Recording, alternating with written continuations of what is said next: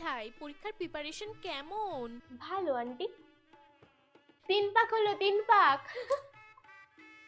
কি রে মিঠাই, কাল না তোর পরীক্ষা, আজকে বিয়ে বাড়ি চলে এসেছিস? 4 4।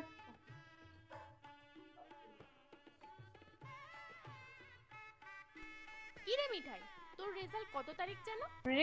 রেজাল্ট তোমার ডিসেম্বরের 20 তারিখ আন্টি।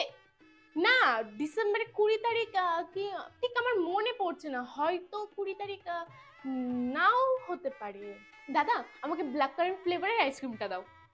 মানু, একদম আইসক্রিম না, ঠান্ডা লাগলেই কিন্তু পরীক্ষা মাথায় উঠে যাবে। থাক দাদা, ব্যাং ভালো লাগে।